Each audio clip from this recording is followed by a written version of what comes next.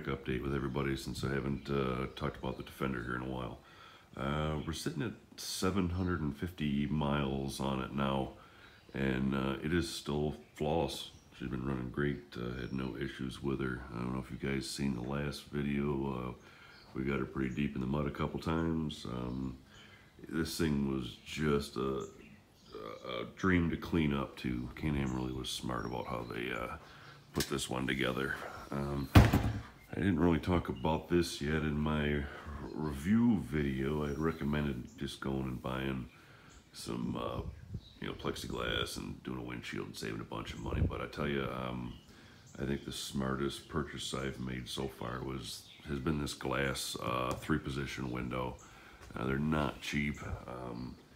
If you talk to the dealer where you got it from, they can work with you a little bit. I think the list at $12.99. I was able to get it for $1,000 out the door since I purchased 2 vehicles, of course, from them in the last 4 months.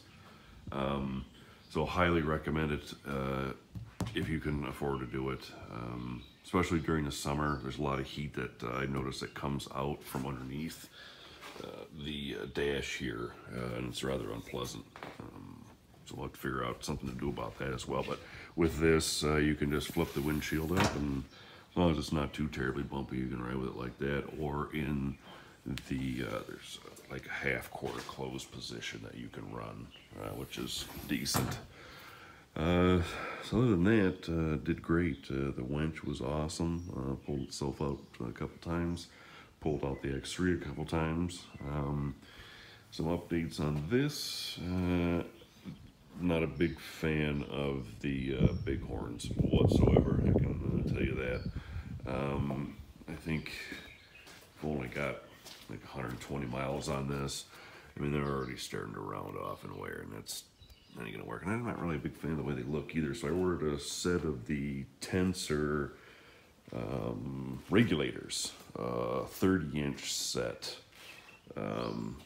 which more like it's DOT approved tire, which looks more like kind of like a rock crawling tire, so that should spice it up a little bit. I also ordered the extended fender flares because I think that might help with the mud, because I'm also, in addition to putting the tires on, we're going to add the 2-inch wheel spacers. So instead of 64 inches, we'll be at 68.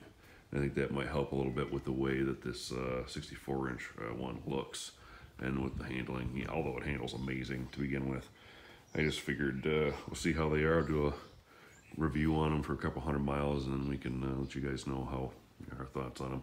Another thing I added I thought was kind of important was the harnesses. I got the Can-Am by IMMI harnesses. Of course, this one is still on its way, being shipped, which sucks, but we're ready to stick it in here. Another addition that I did in here was added a couple rocker switches that I picked up on Amazon. They look almost, I think completely stock, except for this center one. What I didn't like about the 900 HO is it came with the not so fancy dash, and you don't have things like a temp or voltmeter or anything like that on there. And this USB plug, actually, there's an LCD display behind the black there that when you have it on, I can probably fire it up here and I'll hold it. It actually tells you your voltage, which is nice. So, $12 on Amazon, totally worth it. So I've been wiring some stuff in on that. It was not so easy to find online, but right underneath, behind that panel there, Can-Am actually gives you an accessory wiring access point, and I believe I have it here.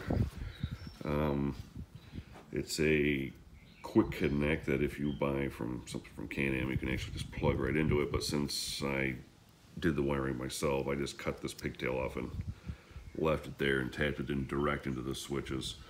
But that's actually a pretty handy little deal. It's right behind there, easy to access, so if you want to do wiring, I wouldn't be scared to do it.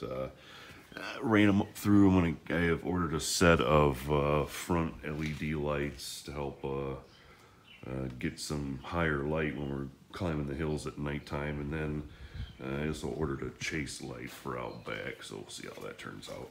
I don't know.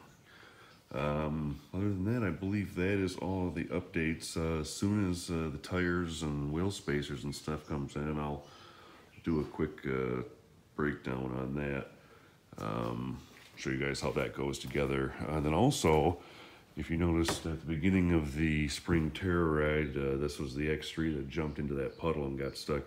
I did take in a small gulp, but enough to spend a day having to tear everything apart. It went down in the pre-filter here, which feeds the air filter and has 2 inlets to the CVT.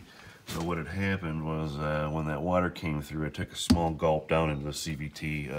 Didn't really hurt anything. I just had to pull all these runners out, clean them, take the cover off, you know, blow it out. There was a ton of dust in there. Use some that non-chlorated brake clean to get everything cleaned up in there, and went back together. Pretty simple, and it's good to go again.